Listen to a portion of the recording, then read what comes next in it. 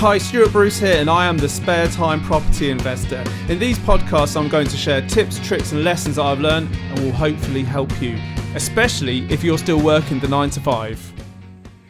Hi and welcome to another episode of the Spare Time Property Investor podcast. I hope you had a great Christmas, and as you can see, I'm trying to make the most of my time as usual, seeing as I'm a spare time property investor, so I'm doing this intro in my car. This week is a bonus episode to the Power Team Week that I put out last week or the week before, where I interviewed a mortgage broker, an accountant who specialises in property, and a property lawyer.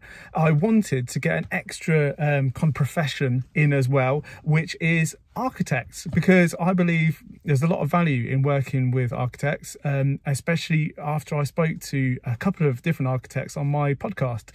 So I wanted to get Andrew and Mary from Elite Dwellings back. They came on to my show a while ago, and we spoke a lot kind of after the show and in messages and stuff like that.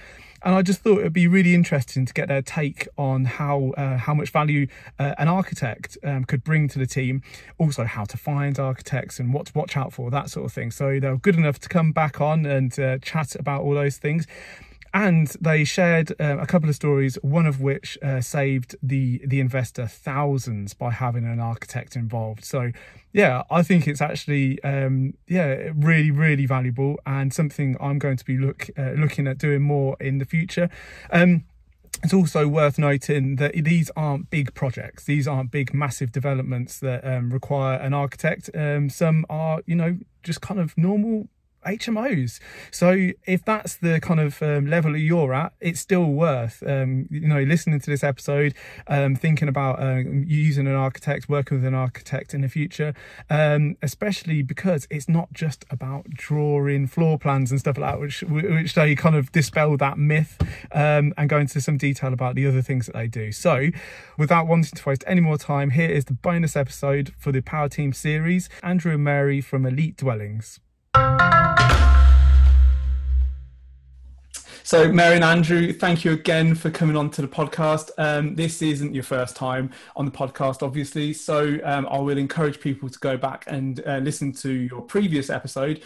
But I know you've had a recent rebrand, so if you could introduce yourselves and tell us a little bit about what you do, that would be fantastic. So we are Elite Dwellings, formerly known as Elite Investor Group, which you will find us under on the previous podcast episode. So we are architects by profession who have moved into property investing, and we specialise in HMOs, and we are looking to get started in commercial conversions. That's great. Cool. And yeah, as I say, I'll encourage people to go back and listen to that so they can get a bit more of your backstory. But I think that kind of gives people, an overview to, through this episode. So that's great. So this is a bit of a bonus episode. I've obviously got the Power Team series this week. So that's an interview with a mortgage broker, a solicitor who specialises in property, and an accountant who specialises in property. But I thought it'd be fantastic to get these guys back on, just so they can kind of tell us all about the benefits of using an architect, and just to make sure we're not missing a trick if we don't use one. So it would be fantastic if you could just kind of run us through what the kind of main benefits of working with an architect are, especially when we're talking about these, the kind of quite standard projects that people seem to do, which, like HMOs, flipping properties, all that sort of business. So yeah, just a little run through of the benefits for people. Yeah, absolutely. Thank you for having us again, Stuart. No worries. It's lovely to be here. So yeah, just to kind of give you a bit of a background and flavour of what architects normally do, so might answer some of the questions quite well. So we normally, in terms of projects, whether it's quite big or quite small, we deal with planning applications, we deal with building regulations. So in terms of both consultancy and drawing wise, as well as that, we deal with party wall issues. So if you are doing certain projects that then align with potty wall issues, then we're happy to kind of consult on that information as well. So when you're thinking of getting an architect, don't just think, oh, I need a drawing, I need an architect. You can actually get architects involved on a consultancy basis as well. They'll be able to give you lots of information about the building as a whole, what you need in terms of the environment, the location, the planning, the regulations, the fire safety of the building and everything like that. Just the structure and stuff. Yeah. Multitudes of things. I was speaking to someone, sorry, got a slight tangent, speaking to someone earlier today who was, who they use an architect to do all their certificates of lawfulness for HMOs in Article 4 areas. So, I was just going to mention Article 4 actually. So that'd be great. I mean that from even just reviewing. Oh, sorry, Stuart. No, I was just going to say. I mean that from a like reviewing the evidence, as just reviewing the paper evidence as well to say whether or not they think it would be accepted through the planners. It's not just about the actual drawings for submission for a planning to change. So yeah, multiple things that an architect can do more than just drawings. Yeah, that's right. And I think this is one of the things. I think this is one of the things people instantly think, well, drawings and making sure the layout's correct and stuff like that. But it sounds like from just those kind of few examples you got there, it sounds like a huge amount of, different kind of angles to go out in terms of using architects. So, yeah. Mary, you were just going to say something. Sorry, I rudely interrupted you. Oh no, that's absolutely fine. And it's a good idea to align yourself with a local architect, especially if you're not familiar with the area, if you're not familiar with what the regulations are in terms of the area. It's a really good idea to get yourself a local architect because the local knowledge that they'll have is completely invaluable. And an architect's kind of someone, if you've got loads of questions about construction and everything around it, an architect's someone, it's kind of like a one-stop shop of, all the questions you can get answered. And if they can't answer you anything specific, like give you a calculation for a steelwork, then they'll be like, you need this from a structural engineer, or we might need to hire a planner. But anything else, they'll be able to really happily guide you through. And I would have thought, if you're used to referring on to those people, you'll have some kind of preferred structural engineers and people you would go to quite naturally. Yeah, absolutely. So you also get your kind of contacts and network as well, I would assume. Yeah, definitely. Especially as Mary said, if you're finding an architect in your local area as well, they're going to have those local contacts who can, for the job you're trying to get them to do. It's not going to be somebody who's 300 miles away and isn't going to travel out to come and see your project or anything and have the contacts in the planning department. Yeah, cool. Oh, that's a really good point actually, having the contacts in the planning department, because I mean, people work with people, don't they? And if they know that they've got somebody who they have a decent relationship in that planning department, it's much more likely to be a smooth ride, I would have thought. Smoother ride. That's just a smooth department. That's right. Yeah. I assume then that's one of the big kind of areas of stress in your lives, dealing with the planning department.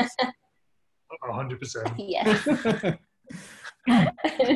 So going back to the example of an HMO then, Article 4 area. So if somebody was looking at a property in an Article 4 area and they weren't sure whether or not it was a goer in terms of turning it into an HMO, if they spoke to an architect, would they be able to give them, a reasonable steer in terms of whether or not they thought it would be able to kind of get through? Definitely, I'd say so. A good architect should definitely be able to do that.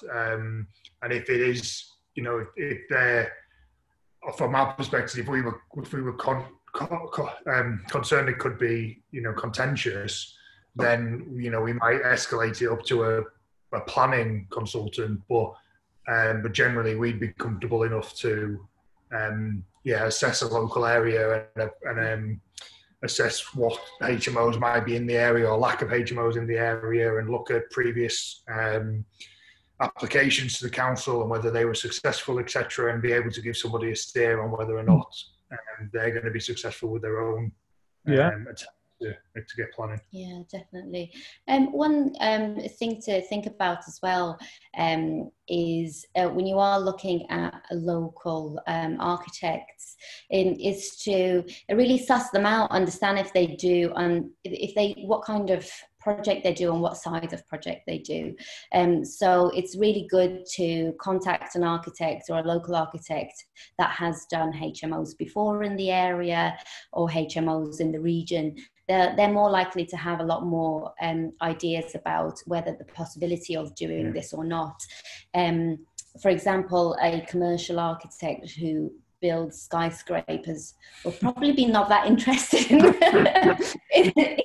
in knowing whether an area has HMO or not. By all means, if they're your friends or something like that, if you know them, they will help you, and they, like Andrew says, they will very easily be able to gain that knowledge through the research that they're used to doing. But if you are considering bringing in an architect into your power team for you to be able to help do that and run those transitions really smoothly for a long period of time, it's a good idea to understand whether they actually do this.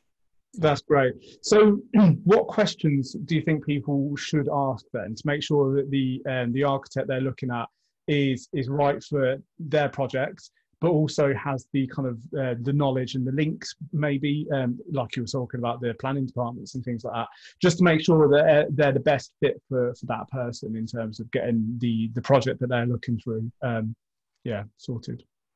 I think from a starting point of view, you should just treat the architect like anybody else you would use on a project, i.e. a builder or something. You want to be asking for previous work that they've done. You want to be getting references from them of previous clients. You want to be checking that they are an architect for starters. How would you do that? That's a really obvious point. But how would you check that they're actually an architect?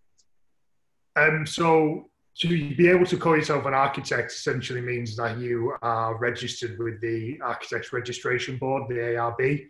And you can go onto the ARB website and you should be able to search by name, or if not, you can ask for the registration number off the architect in question, and you should be able to go onto there and see whether or not they're on the register. That will also bring up any issues that may have come about with the architect in the past, if anybody has kind of disputes against work they produced or anything like that. You can get some people who look genuinely are architects, but they just are not registered. You can get people out there who are claiming to be architects when they're not. They might be architectural technicians, so they have done the kind of like a draftsman type qualification, and then they fully understand building and detailing and everything, and that could be sufficient for what you want to do. Nothing wrong with going down that route. But obviously, if you are looking for the architects and the security, I suppose, that comes with an architect, and the fact that they're, what's the word I'm trying to look for? Through being registered, we're liable. Yeah, we're liable, and we've kind of vetted. I'm struggling for the words. I'm trying to think. Yeah. You've got a duty of care. Duty of care. Yeah. And go on. So if you want that, like, obviously that's why an architect's more expensive than an architectural technician is one reason, and obviously the skill sets and the years of training we've gone through, but obviously it comes with that security of that we're held accountable by our registration board. Absolutely. And I mean, I roughly know how long you guys study for, but too long. just put it out there. How Yes. long do you? So it's a minimum of 7 years. Exactly. Yeah. To study and become an architect, a fully qualified architect. And it can go on for as long as you prolong it to go. For, yeah. You just choose to never take your final exam, but you can't can't call yourself an architect until you do. So that's right. And this is it. You know, I kind of knew the 7 year kind of figure was in my head, but that's a huge amount of time to devote to learning this area. So you must have an absolute wealth of knowledge and experience and things like that by the time you've finished your courses. So I mean, do you this is an interesting thought I've not thought of. So in a lot of professions you have like placements in your last year or whatever. Do you guys have like an equivalent where you get placed in an architectural firm or something like that when you're kind of wrapping it up? Yeah, so we the 7 years that constitutes for you do an undergraduate degree for 3 years, which you then get a bachelor's from, and you can just kind of walk away at that point, with a degree and go off and do other things. You then go and work for a year as what's known as your Part 1 placement. You then go back to university for 2 years and do a master's, and then you then go into work after that, and you have to work for a minimum of a year before you can sit your final exams. So that gets you up to the 7 years. But as I said, 5 years of university, 2 years of work placement, and then that final year of work placement. For 1 year, you're also studying part-time for your chartership qualifications. Yeah. There's a lot of study. There's a lot of study. Did that in rapid time. And Andrew did that at rapid time of 7 years. Most people take 7.5, 8, maybe 9, however long they want. Yeah. You were very keen. You just worked like, this is already taking long enough, so I'm getting this over with. That's right. But and with that, I mean, clearly you'll have quite a decent fee because you've built up a huge amount of experience, a huge amount of knowledge, and you'll guide people through these really complex issues. But what are the kind of cost benefits of having an architect on your side in terms of being able to add value? Making sure that your properties, like the Article 4 example again, making sure that actually that property you're going to go ahead with will most likely be able to be run as an HMO, that sort of thing. Do you in kind of architectural circles, do you kind of have any kind of figures or whatever just to put numbers on what benefit an architect brings? Yeah, I've got plenty of stories. We'll start with some of our own ones first. Yeah. So, for example, our own projects, we always look for. So, with us, when we walk into a place, or just by looking at the plans of a place, we can really envisage exactly how we can divide the areas and everything like that. So much so as we basically, for one of our projects, it was only a 2-story semi-detached house, that when we actually took some investor friends over, they couldn't believe that we could turn it into a 5-bed HMO. Oh yeah. Because most people say, oh, okay, turning something into a 5-6 bed HMO, it needs to be a 4-story terrace house or something like that. But just by kind of understanding spatial layouts, and our rooms weren't small either, and we managed to kind of split some bathrooms, convert the garage, etc., and achieve really good layouts, really good rooms, all of them en suite. When we converted a 1-story garage, we didn't even need to kind of do any extensions or anything. And with that, we got really good returns. So if it was that house and we did the least amount of work, each room would make about 450 perhaps per room in the area. But because we managed to almost, it was like stealing area from one room to another room. It's kind of like a jigsaw puzzle of moving things into different spaces, but getting a really good feel about having each space. And we managed to rent each room for $550. Wow. Just by kind of accurate or clever spatial arrangements. That sounds very impressive. And that was what did you say it was? A 2-bed bungalow to start off with? It was just a 2-story, 3-bed house. Two-story. Yeah. Semi-detached. It was a semi-detached house. Yeah. That's amazing. And so you went from a 2-story semi 3-bed into a 5-bed all ensuite HMO. With very, very good rentals. And then from start to, I don't know if you've had it refinanced yet or revalued. What do they look like in comparison? What does a revaluation look like in comparison to what you bought it for? We uplifted the value by £90,000. So it went from 140 up to 230,000. That's great. Yeah, and giving yourself a great cash flow at the same time. So perfect. Yes, right. Exactly. Again, other examples. We were with someone the other day, and they were telling us about their experience with their architect. So they'd originally got an architectural technologist involved who had put a design together for them. They basically needed. It was a commercial conversion. They needed to get 17 bedrooms into this building for it to stack. Yeah. And the technologist had achieved that, but part of it was going down into the basement. And then they hired an architect, and the architect managed to make the layout more efficient. They managed to get the 17 bedrooms in without having to use the basement. So they still managed to achieve the rooms they needed to make the deal stack, but they had now saved significant amount of money by not having to go and convert a basement to habitable living space. So, huge. Huge saving. I was just going to say, it must be a lot of money they saved. There's only 3 bedrooms in the basement, so you're probably looking at £50,000. If the basement's big enough to fit 3 bedrooms in, you're probably looking at getting towards £50,000 worth of refurb costs saved. Because you have to move all your services from basement up, because all the services the plant rooms and everything are in the basement at the moment. So it was going to be a huge cost for them. That's amazing. That's amazing. So any fees that architect, charge were more than worth. Absolutely, yeah. Exactly.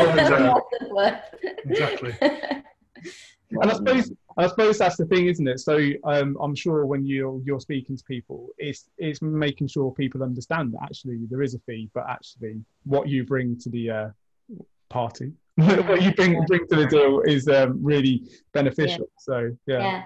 What's interesting is that I suppose because a lot of people, their perception of an architect is that they carry out the drawings, but because they don't understand all the consultancy support that they get. So when you ask for an architect for a drawing, exactly what we were saying, they don't just provide you with a drawing, they provide you with every kind of information of where your structural supports need to be, where you need to get planning for, where you need like building regulations, how you need it, provide all that support and everything like that. So the level of information you get is not a drawing level of information. You get so much more than that. And that's why it's more getting a consultant and somebody who will draft for you at the same time. Yeah, absolutely. But if what can people kind of ask? What questions can people ask to make sure they don't just get a drawing, or they get the most out of the relationship from having an architect, get the most out of that, person who's, had this wealth of experience from and education, like 7 years worth of education, you should be able to pick their brains and get a lot of value from them. So what sort of questions should people be asking when they're approaching architects? I think to further what Mary was just saying is, an architect, we're designers, and we want to create the best possible design and spaces that we can with what's put in front of us. And sometimes I think clients can feel like the architect is just wanting to spend all their money. So I think there's a real, especially for investors, there is a definite laying down not so much the rules, but making sure the architect understands what your budget is, what you're trying to achieve, what the level of finish and look and feel, etc., that you are wanting to achieve at the end of the project. I think it's really important that they're laid out to the architect.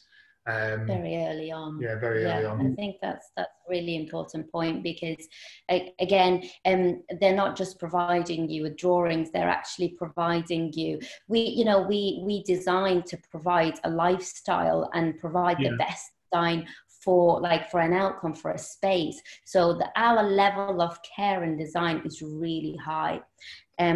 So to be very, at the beginning, be very transparent with an architect and be like, this is my budget, this is what I can do, these are the drawings, this is all structural spaces that, I can't get rid of, I wouldn't want to go into the basement, so on and so forth.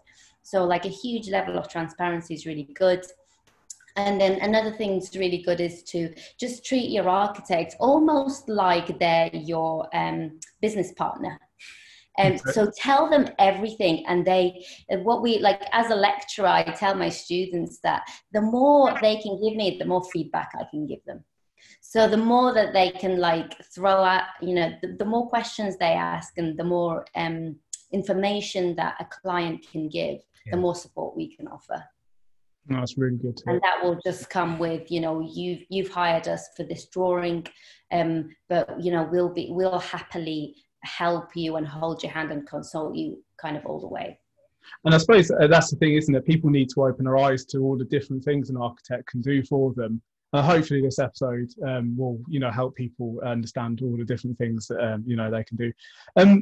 So that's fantastic. So just going back to, the project you were saying about, so the potential for that person who might have opted to go into the basement, which would have been a very, very expensive mistake to make. Yeah. So what other mistakes have you seen people, I mean, that was avoided, thankfully, but what other mistakes have you seen people do by maybe not getting an architect? So, oh my God, so many. Yeah. I should talk about the online one. Yeah. So we're part of different kind of property, what do you call it? Property groups and things like that online and on Facebook and WhatsApp and things like that. And we really often see conversations about how a person would go to their builder to carry out an HMO. And they'd speak to their builder and say, I want for this property to be all en suite, 6-bed HMO, and the builder would just create a bathroom in a bedroom, right? But this bathroom is huge. So literally, we've read so many comments, this bathroom is huge. And she said, this was a learning curve for me. It was really interesting, actually. This was a learning curve for me because this bathroom actually that they created was too big. Therefore, the way she wanted to lay out the bedroom didn't really work. So instead of being able to put her bed, and there's a space and then there's an ensuite and all the furniture can fit comfortably in, she was struggling to comfortably fit all the furniture in the right places because her en-suites were too big. And that's such you really want to kick yourself in the oh my God, there's no need for those en-suites to be so big. And it's such a push at the moment, isn't it, for people to have en-suites in their HMOs and stuff like that. But then if they're huge and you can't fit anything in the bedroom, I mean, it kind of defeats the object, really. Yeah. Exactly. You need to be very clever with the layout, understand the different kinds of options that you have in different space. There's not one way of designing a bathroom that your builder might know. There's so many different ways and so many different ways of borrowing space from different rooms that you can create, one space out of, all the leftover spaces that you have. Yeah. Amazing. Plenty of examples like that. Sorry? There's so many examples like that, and just quite often where an architect's deemed not sufficient and it's just been agreed with the builder, and the builder's just let's say not lived up to the expectations or not as efficient as possible. I'm sure you've got lots of experience in terms of making sure the builders are doing what they need to be doing and things like that. Which again is if you give people really clear plans and make sure they know exactly what they need to be doing, there's less room for mistakes and things to go wrong. That's right, yeah. And as well, if you, especially for, I'd say for investors who aren't investing in their own turf per se, in their own kind of hometown, and they're not able to visit sites quite often, it's a really good idea if you've got medium-sized HMOs or commercial properties and stuff like that, to actually, it's well worth getting an architect involved for the later stages of your project as well. So, even once a month, if they go and visit site for you, it's a really, really good idea, because they can pick up so much that a lay eye wouldn't be able to pick up. Yeah. No, I think something we haven't really touched on, as well as producing drawings, as well as the consultancy, is also the other documentation that can be produced, like specifications and things like that. Well, I mean, we just last week on a project, we pulled out the tape measure to check whether or not the walls were in the right place, and they weren't. And it's so what you say in terms of the detailed information. You've got the detailed information. You've got the setting out plan for the walls. Well, you've got something to beat the builder around the head with and hold them accountable to. So the walls weren't in the right place, and it's a simple conversation. And if you build the walls in the wrong place, you need to pull them down and rebuild them. There's no arguments to be had. Yeah, absolutely. So, yeah, that's a good feeling, isn't it? Yeah, you get right. But I'll tell you what, and again, if like we're talking about investors, if investors haven't really had that much interaction with builders to the extent of saying, actually, you've screwed up, you need to take that down and do it again. That's a difficult conversation for somebody to have with a builder. That's right, yeah, really difficult conversation. Especially if they don't have the kind of credibility of being an architect, something like that. If you're just a guy who's paying some money for a building job, what do you know? So that's so true, because builders are very quickly, they tell you they can't do something for a reason. I mean, kudos, builders are so many fabulous builders and stuff like that. But sometimes now I've had it as an architect on site, that a builder would be like, oh no, I can't put these pipes here because they need to be exposed. I was like, no, they don't need to be exposed. Just put a access hatch on, it's going to be fine.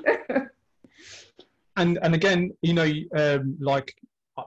me personally, I might be relatively confident about that. You can say with absolute certainty, no, they can absolutely go in there. Yeah. Yeah, that's right. And it's nice to be kind of like a middle person in the issue, isn't it? So you're not the investor or the person who's giving the money to the builder. You're not the builder. You're the person in the middle who isn't subjective about anything. Yeah. So they can very formally say, okay, that's wrong or that's right, and you need to kind of make amendments according to that. That's great. Well, I'll tell you what, I'm absolutely convinced that architects should be in the power team because of all of those, great points you've been making. And I definitely want to start working with architects. So really thank you. Well, thank you again for coming back on. Where can people find you? Where's the best place for people to find you? It's best to find us on Instagram. That's where we hang out the most. So at Elite Dwellings, or at our website. We'll very soon come out as at Elite Dwellings.